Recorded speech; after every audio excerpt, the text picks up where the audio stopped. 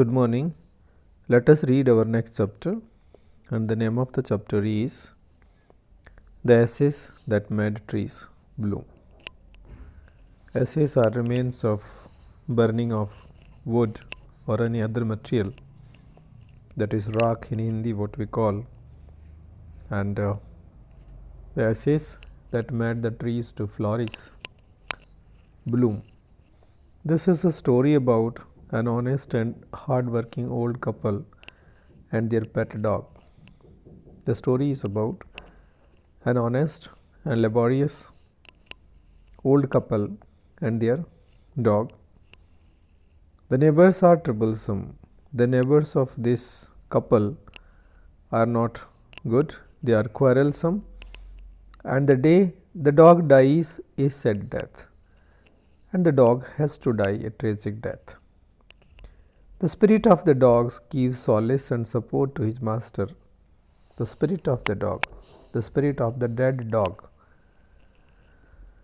gives comfort and support to his master in unexpected way, in a surprising way. So let us read the story. In the good old days of the daimyos in the ancient Japan, in the times of landlords, landowners, there lived an old couple. There lived an old couple, a husband and wife, whose only pet was a little dog. They have a pet at their home, and that was a dog. Having no children, as they do not have children of their own, they loved it as though it were a baby. Both husband and wife loved the dog as if it was their child. The old dame made it a cushion of blue crepe. The old woman made for the dog a cushion, a soft seat to sit on of a blue crepe or blue cloth, and at meal time Mukko, for that was his name, would sit on it. She made a cushion, a sofa, a soft seat for the dog, and the dog used to sit on that seat at the time of food, eating food. The dog's name was Mukko. It would sit on it as snug as any cat, as comfortable as any cat can sit. So, the dog used to sit on the soft cushion made by the old woman. The kind people fed the pet with tidbits of fish from their own chopsticks. See, the husband and wife fed the dog with tidbits of fish or the remains of fish from their own chopsticks, with their own spoons, you can say, and all the boiled rice it wanted, and whole the boiled rice as the dog wanted to eat. Thus treated, thus taken care, the dumb creature loved its protectors like a being with a shawl. This dumb creature, this dog, who could not speak in human tongue, loved its masters like a human being with a shawl. The old man, being a rice farmer, the old man was a farmer and he grew rice in his fields, went daily with hoe or spade into the fields. He used to go to his fields, his farms, with spade or hoe, a device to dig at the ground, working hard from morning until Otento Sama, as the sun is called, had gone down behind the hills. The old man used to go to his field. He used to work there with his hand till the evening. Every day the dog followed him to work. Every day the dog used to go with him for work, never once harming the white heron that walked in the footsteps of the old man to pick up the worms. And the dog was so good that it never ate, never harmed the white birds that used to walk in the footsteps of the old man to pick up the worms from the ground. For the old fellow was patient and kind to everything that had life, as the old man was very kind and generous to everything that has life in it, and often turned up a sword on purpose to give food to the birds. And intensely on many occasions he used to feed the birds. One day the dog came running to him, putting his paws against his legs and motioning with his head to some spot behind. One day the dog came running to him. He placed his forepaws against his legs, against his master's legs, and pointed with his head to some spot, some place behind. The old man at first thought his pet was only playing and did not mind it. In the beginning, the old man thought that is trying to play with him, and he did not understood what he wanted to say.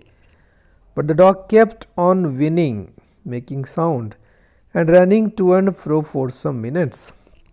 But for some minutes the dog kept on moving here and there and pointing to the same direction. Then the old man followed the dog a few yards. Then the old man followed the dog a few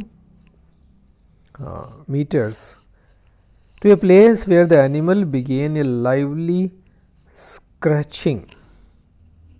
He reached to a place and that the animal started scratching the grounds.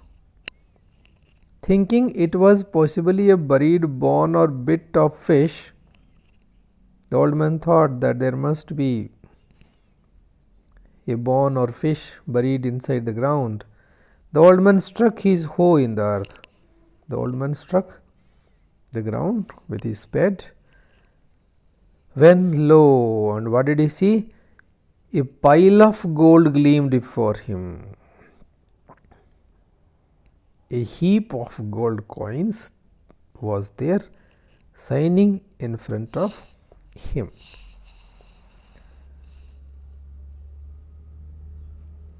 Thus, in an hour, the old couple were made rich. Thus, in an hour's time, the old couple became rich.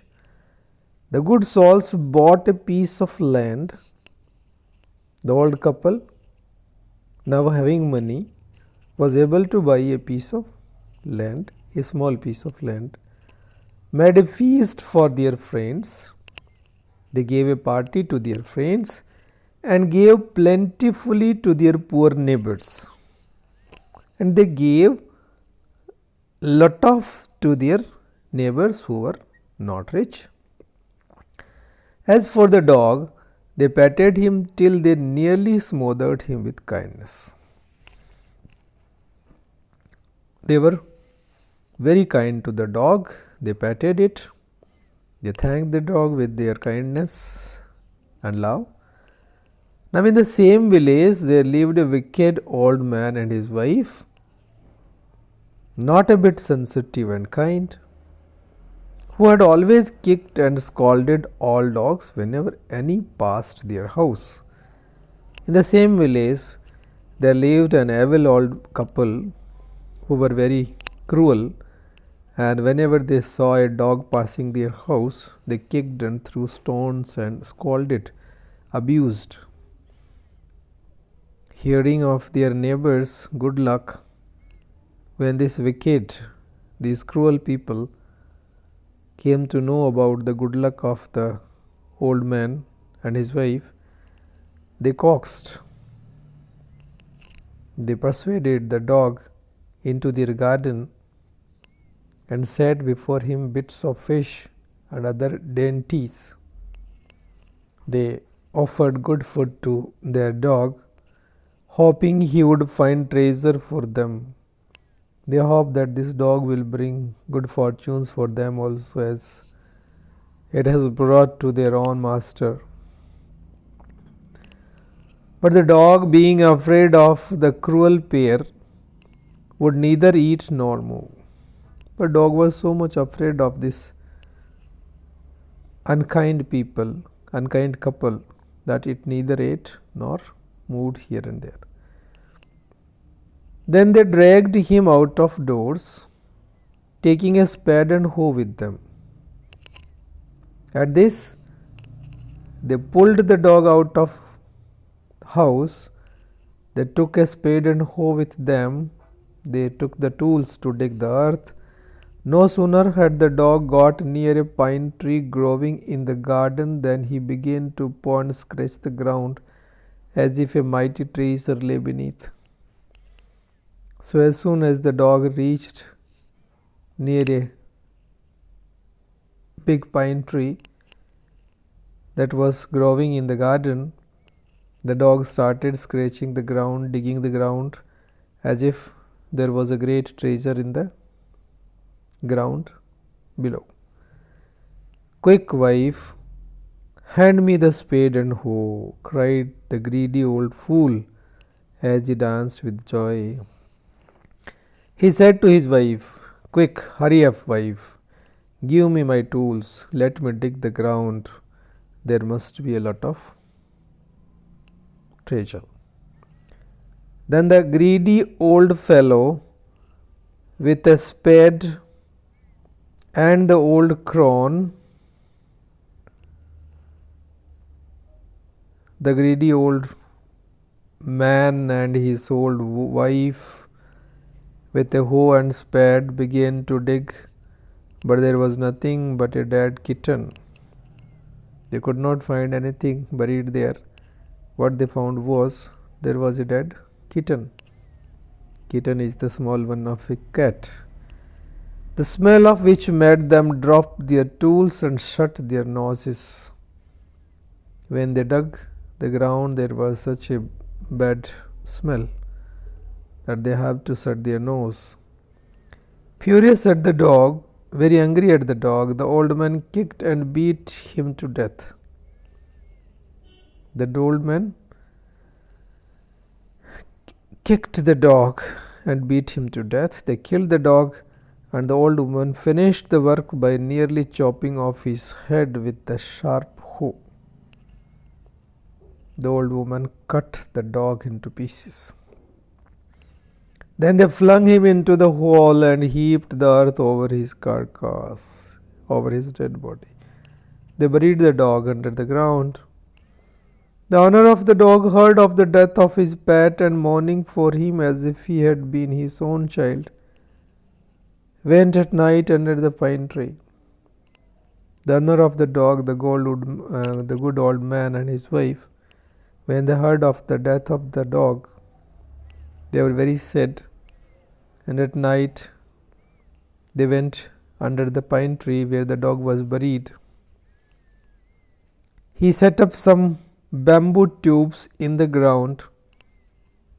He set up some bamboo pieces, bamboo sticks that has holes in it, ground, such as are used before tombs, such as are used before the graves of the people, in which he put fresh flowers, and in that bamboo sticks he placed fresh flowers. Then he laid a cup of water and a tray of food on the grave and burned several costly sticks of incense. He burnt so many incense sticks, that is agarbattis there,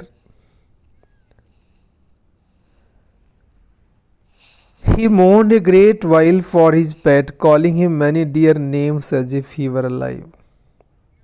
There he expressed his sorrow for his dog. He called him many good names as if his dog was alive. That night the spirit of the dog appeared to him in a dream and said, in the same night the spirit of the dog appeared to him in dream and said, cut down the pine tree over my grave. Cut down that tree which stands on my graveyard, and make from it a mortar for your rice pastry and a mill for your bean sauce. He said, cut the tree and make from it a mortar for your rice pastry and a mill for your bean sauce. You can use the sticks of this tree for making a mortar for your rice pastry, as he was a farmer, and a mill for your bean sauce, to produce bean sauce. So the old man chopped down the tree and cut out of the middle of the trunk a section about 2 feet long. So he cut out the tree, its trunk of about 2 feet long, with great labor, with lot of hard work, partly by fire, partly by the chisel. He scraped out a hollow place as big as a small bowl in the trunk of that tree. With the help of the sharp iron tool known as chisel, and some part by burning and making a hole there, he then made a long handled hammer of wood. He made a hammer with a long handle of wood, such as is used for pounding rice, that can be used to thresh rice. When New Year's time drew near, when it was New Year's time, he wished to make some rice pastry. He wanted to make some pastry of the rice. When the rice was all boiled, when he was able to boil the rice completely, the old woman put it into the mortar. The old woman placed this boiled rice in that mortar. The old man lifted his hammer to pound the mass into dough. And now in that mortar, when the rice was placed, the old man was ready with his hammer to hit on the mass of the rice to make it a dough. Dough is atta, what we call. And the blows fell heavy and fast till the pastry was all ready for baking. He was able to make a good pastry of the rice flour, and it was ready for baking. Suddenly the whole mass turned into a heap of gold coins. Suddenly the whole piece of that, or that whole heap, that loaf of rice flour, turned into gold coins. When the old man took the hand mill and filling it with beans began to grind, the gold dropped like rain. And when the old woman took these things and tried to use it in her hand mill, that is chakki, the filling it with beans began to grind, the gold dropped like rain. Or there was rain of gold coins in that hand mill. Meanwhile, the envious neighbor peeped in at the window when the boiled beans were being ground. When the old couple was making gold coins out of those boiled beans, the old their bad neighbors, envious neighbors who were jealous of them, they looked secretly through the window and said, "Goodly me!" cried the old hag, as she saw each dripping of sauce turning into yellow gold. When the old wicked woman saw, she says, "So, what a good thing that every dripping of sauce is turning into yellow gold." Until in a few minutes the tub under the mill was full of shining mass of gold. What she saw was that it was filled with gold. So the old couple were rich again. Again they were rich. The next day the stingy and wicked neighbor came and borrowed the mortar and magic mill. Next day the said wicked evil neighbors came to them and borrowed their mortar and magic mill. They took away their mortar and that magic mill that produced gold. They filled one with boiled rice and the other with beans. So, mortar and magic mill were filled with rice and beans. Then the old man began to pound and the woman to grind. Then the old man started striking the mortar with his hammer and the woman started grinding the hand mill. But at the first blow and turn, the pastry and sauce turned into a foul mass of worms. But with the first hit, the whole mass turned into a foul mass of worms, insects, giving a bad smell. Still more angry at this, they chopped the mill into pieces to use as firewood. They were so angry at this that they cut the mill into pieces and they used it as firewood to burn their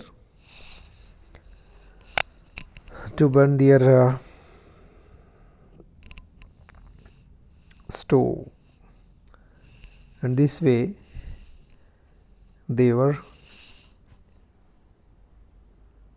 so unhappy and they tried to make their neighbors also unhappy. So this is part 1 and later on we will go for part 2.